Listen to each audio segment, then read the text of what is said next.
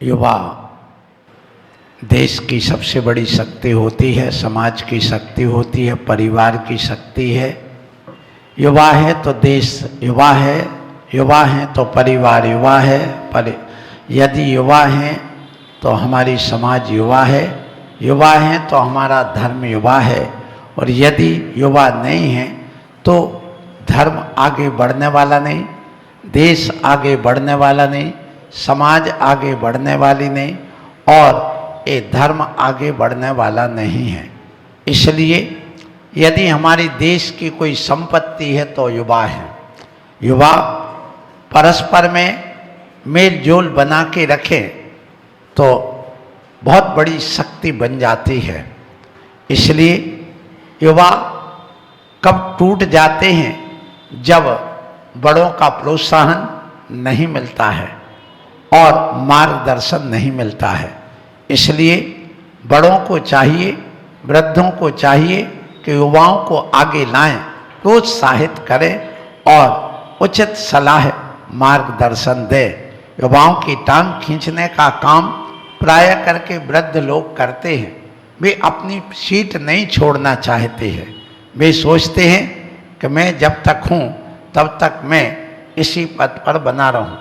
यदि यही नीति रहेगी तो आगे जाकर के ये युवा कुंठित हो जाएंगे और ये युवा कुछ भी नहीं सीख पाएंगे। इसलिए वृद्धों को चाहिए कि वो युवाओं को आगे लाएं और प्रोत्साहित करें। आप संरक्षक बन करके रहें। 60 साल के बाद यहाँ पर तुम्हारा अध्यक्ष मंत्री के लिए कोई काम नहीं है, सिर्फ मार्गदर्शन का काम है। लेकिन आज सरकार तो रिटायरमेंट दे रही है, लेकिन आप रिटायरमेंट नहीं ले रहे हैं। यहाँ रिटायरमेंट दिया नहीं जाता है, लिया जाता है। और रिटायरमेंट लेकर के यहाँ ज्वाइन किया जाता है मुनि संघ में। सो आप वहाँ से रिटायरमेंट लेकर यहाँ ज्वाइन करो, तुम्हारा भला हो जाएगा।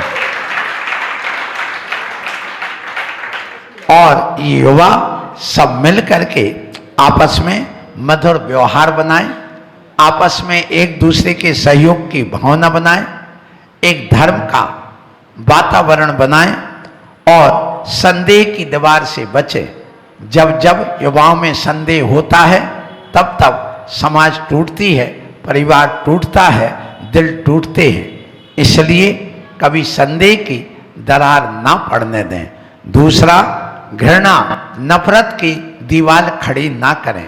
यदि युवा नफरत और घृणा की दीवार खड़ी कर देते हैं तो गुटबाजी हो जाती है, अलग अलग गुट बन जाते हैं।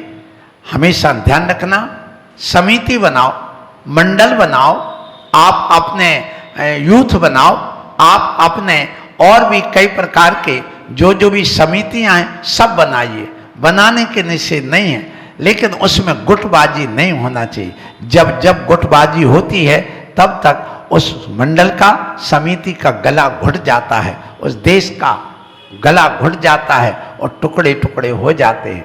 एक पार्टी दो पार्टी में कब बदलती है, टूटती है, बनती है, जब उनमें गुटबाजी होने लग जाती है। जब 10-20 विधायक गुट बना करके निकल आते, दूसरे में चले जाते, वो सरकार धराशायी हो जाती, हम रोज देखते हैं। और हर देश में, हर कमेटी समिति में ये देखने को मिलता है।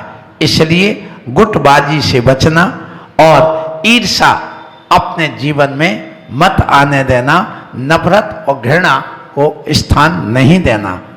युवा हमेशा अहम से भरे होते हैं, उनके अंदर एक जुनून होता है, लेकिन वह जुनून जब सफलता में बदल जाता है तो अहम टकराने लग जाता है। और जब ये अहम टकराता है तो व्यक्ति धराशायी हो जाता है। वह समिति, मंडल, मान सम्मान उसका सब समाप्त हो जाता है। जब युवा बड़े होकर के और अपना समिति के साथ में एक दूसरे से छेड़खानी करते हैं तो भी वहाँ पर युद्ध की स्थिति बन जाती है, क्योंकि वहाँ खून खौलता है उनका। ये ध्यान रखना। इसलिए जोश होश हो अच्छी बात है और वह होना भी चाहिए। युवाओं को मोहित जल्दी नहीं होना चाहिए, जबकि युवा सबसे ज्यादा मोहित होते हैं और वे अज्ञान के पर्दे को डाल लेते हैं, जबकि युवाओं को बाल्यावस्था से ही अज्ञान का पर्दा दूर करना चाहिए। इसलिए अभी युवा तुम बेटे हो, आपके दादा पिता परदादा आदि होंगे, इसलिए आप इस देश की परिवार की आन हैं, वान हैं, शान हैं, वंश है और तुम मान सम्मान हो, तुम भाग्य विधाता हो एक प्रकार से अपने इस कुल के, धर्म के, समिति के। इसलिए आप अपने जीवन में कुछ करिए। और ये युवतियां भी जो बैठी हैं उनसे कहूंगा कि ध्यान रखना, युवा यदि आन है तो युवतियां शान हैं, युवा यदि मान है तो आप सम्मान हैं, युवा यदि वंश है तो तुम इस परिवार के अंश हो। और यदि ये आप ध्यान रखें, युवा यदि वारिस है तो बेटी युवती पारस है। अपने पारस पने को मत खो, उस पारस पने को मत बिगाड़ो। युवा यदि हमारे देश समाज की परिवार की संस्कार हैं तो ये युवतियां संस्कृति हैं, उस संस्कृति को मत बिगाड़ो। यदि युवा इस परिवार के, समाज के, देश के भाग्य हैं तो युवतियां विधाता है, भाग्य विधाता है, क्योंकि तुम ही भाग्य बनाती हो उस संतान का, उस पति का, उस पिता का, और तुम अपने गुरु का भी भाग्य बनाती हो, आहार आदि देकर अपने बच्चों को वो संस्कार दे करके। इसलिए अपने कैरियर के चक्कर में ये युवतियां, उस पैसे के चक्कर में ये युवतियां अपनी संस्कृति और संस्कारों को ना भूलें। यदि ध्यान रखना, आप लोग अपने जीवन में, युवा यदि गीत हैं तो युवतियां संगीत हैं, ये अच्छे ढंग से गाती बजाती हैं और करती हैं। यदि सुन लो, युवक यदि प्रेम की मूर्ति हैं तो ध्यान रखना, युवतियां तुम भगवान की मूर्ति, पूजा के योग्य हो, इसमें कोई संदेह नहीं। क्योंकि हमेशा युवा हमेशा युवतियों के गीत गाता है, प्रेम के गीत गाता है, उनकी तारीफ करता है। पुरुष हमेशा नारी के गीत गाता है, ये ध्यान रखना। और यहाँ पर एक भक्त भी भगवान के गीत गाता है। इसलिए ध्यान रखना, जब कभी कोई एक युवक किसी लड़की के साथ में प्रेम संबंध बनाना चाहता है तो उसके खूब गीत गाता है, दिल से गाता है, तुम ऐसी हो, तुम ही अच्छी हो, तुम्ही को क्या बताएं, ऐसे तुम्हारे बिना तो हमारा जीवन अधूरा है, तुम रह नहीं सकते, हम क्या करें, हमारा मन नहीं लगता। जितने गीत बनते उतने गाते, भगवान से भी ज़्यादा इस युवती के गीत गाते हैं। जब शादी नहीं होती तब तक, फिर गीत के बाद में तो गाली आ जाती है, तो अपन सब जानते हैं। लेकिन यदि वह गीत शादी के बाद भी गाते रहें तो क्या कहना, वो तो स्वर्ग ही बन जाता है। इसलिए जब यहाँ पर युवक और युवतियों की बात चल रही है तो याद ध्यान रखना, यदि युवक और युवती की बात करें, यदि युवती अर्थात स्त्री, नारी यदि लक्ष्मी है तो युवक रत्न है। लक्ष्मी से भी ज़्यादा रत्न का महत्व होता है। इसलिए आप देखिए, इन सब को देख करके आप अपने जीवन में मधुर व्यवहार बना के रखना, आपसी रजामंदी बना के रखना, आपसी ज्ञान की फुहार एक दूसरे के ऊपर डालते रहना और क्षमा, करुणा, दया, प्रेम, कला, विज्ञान आदि को सीखते रहना। यदि आपके जीवन में कला नहीं तो आपका कोई काम तुम्हारा बन नहीं सकता है। जीवन में कला और गला बहुत बड़ा काम करती है। नारी का गला और पुरुष की कला, ये बहुत बड़ा काम करती है। पुरुष के पास गला है, पुरुष के पास कला होती है, और नारी के पास वो कला नहीं होती है जो नारी के पास गला होता है। जितना अच्छा नारी गा सकती है उतना पुरुष नहीं गा सकता, ये ध्यान रखना। क्यों? इसलिए कि नारी अपने बालों को बड़ा रखती है, और जब बड़ा रखती है नारी अपने बालों को, इनमें से जो अपने हार्मोन्स होते हैं वो गले में, जो थायराइड आदि गले में, जो स्वर पेटी आदि में होते हैं, वो हमेशा वो उसको हार्मोन्स को बैलेंस बना के रखते हैं और गला को मोटा नहीं होने देते, आवाज़ पतली रखते हैं, मोटी नहीं होने देते हैं। इसलिए आप देखना नारी की कमर और गला दोनों पतला रहता है, लेकिन आज के समय खान पान बदल गया, बाल कटवाने लगे तो गला भी मोटा हो गया, पुरुषों से भी ज़्यादा भारी आवाज़ हो गई, और कमर भी तो भगवान ही जानता अब कितनी बड़ी हो रही है। ये तो कहाँ डाइटिंग कर लो या कुछ कर लो, पेट इतना बड़ा, कमर इतनी मोटी, पीछे हिप्स इतने इतने, अब तो वो ना उठते बन रहा, ना बैठते, ना वो बैठ पाती, कुर्सी चाहिए उनके लिए। क्यों?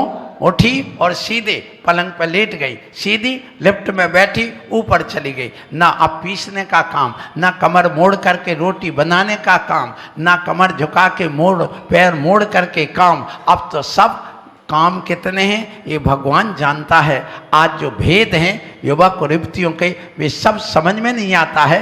मुझे तो ये आश्चर्य लगता है, इन लड़कों ने, युवकों ने अपने बाल बढ़ा लिए, दाढ़ी मूछ कटा लिए, और इन महिलाओं ने अपने बाल कटा लिए, इनने बढ़ा लिए और तुमने कटा लिए। अब यही समझ में नहीं आता कौन पुरुष है और कौन स्त्री है। अब जब दोनों का भेद मिट जाए तो बीच का भेद क्या होता है? स्त्री और पुरुष के बीच में कौन होता है? वो जो ऐसे ऐसे बजाता है ना, तो अब वो हो गए, अब ना वो बचा ना वो बचा, दोनों हो गए ऐसे, ये दशा हो गई। अब तुम्हें कौन सी कला बताएं, कौन सा प्रवचन दे, यही तो समझ में नहीं आ रहा है। क्योंकि वेद तो तीन नहीं है, स्त्री वेद, पुरुष वेद और एक नपुंसक वेद। अब कौन सा वेद बचा है?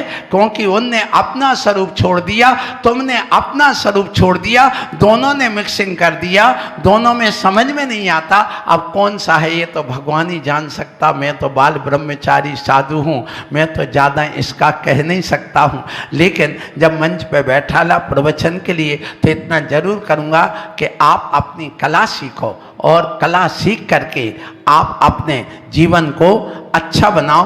कला करे सबका भला, कला देत सम्मान।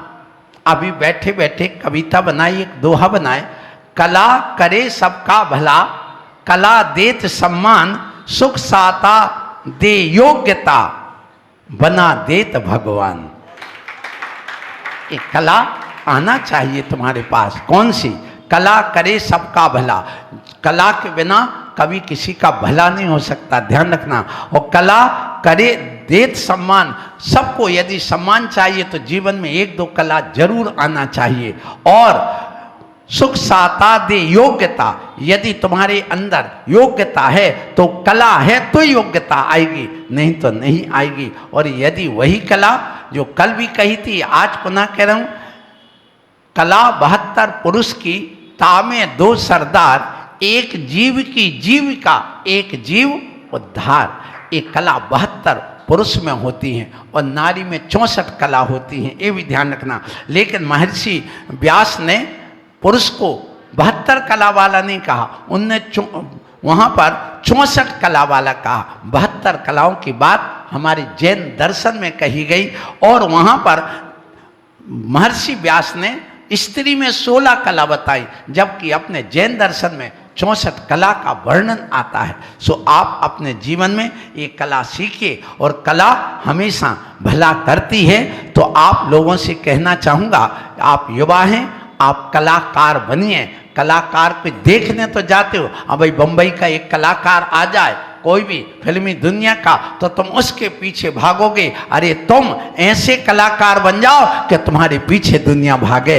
इसलिए आप ये कला सीखे। उन कलाओं में सुनो, सबसे पहले गीत की कला, एक गीत कला आपको आना चाहिए। जैसा बनता है वैसे आप गाना सीखिए। हम नहीं सीख पाए, कोई बात नहीं, ये कला हमारे लिए जरूरी नहीं है, क्योंकि हम साधु बन गए हैं। इसलिए एक कला होती गीत, फिर होती वाद्य कला। ये वाद्य कला, तुम गीत कला नहीं तो वाद्य कला तो सीख सकते हो।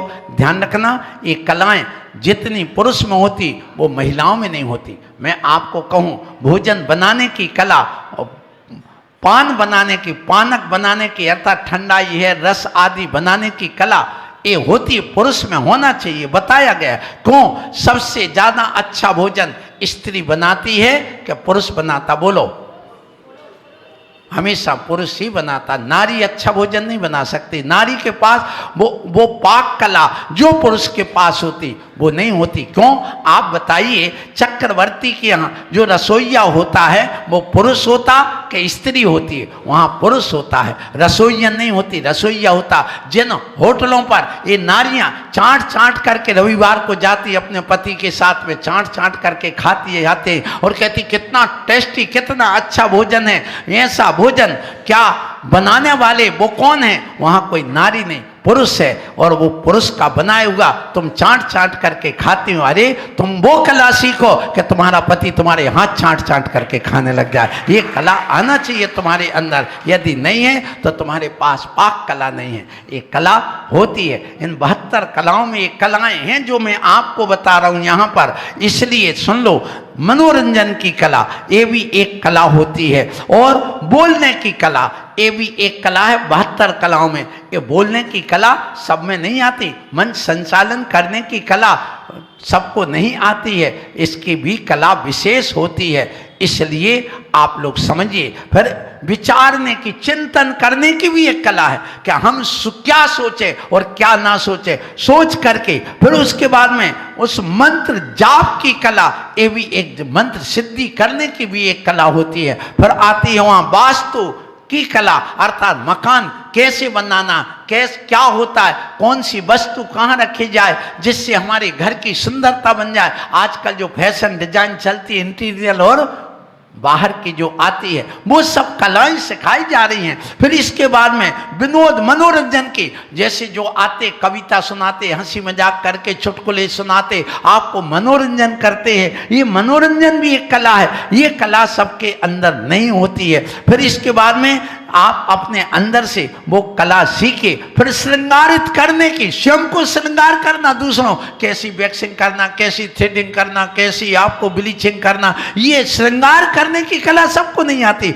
वो भी आज जाति ब्यूटी पार्लर में कला सीखी जाती है। सीखिए, आप लोग भी सीख सकते हैं। दाढ़ी मूछ बनाने की तो अभी कला नहीं आई। तुमने दाढ़ी मूछ के होते, आज तो दाढ़ी मूछ ही गायब हो गया। वो कहाँ गए जो मूछ की बात होती थी? अभी जो हमारे महाराज कह रहे थे पूंछ की बात हो गई, मूछ की तो अब बात ही नहीं रह गई है। अरे मूछे कहाँ गई बताओ? पहले तो एक मूछ गिरवी रख दी जाती थी, आज सारी कटिंग करके अलग कर दी जाती है। अब यदि मूछ वाला पहुंच जाए ऑफिस में तो कहती है अरे ये कहाँ का आ गया, गांव का खिरैया आदमी, अरे ये तो देहाती आ गया है। मतलब जो टाई बांध ले, जो अपने दाढ़ी मूछ पूरे साफ कर ले, उसके लिए महत्व ज्यादा दिया जा रहा है। आज जो हमने अभी कहा था कि समझे में नहीं आता स्त्री है कि पुरुष है, दोनों ने अपनी अपनी विकृत रूप धारण किया है।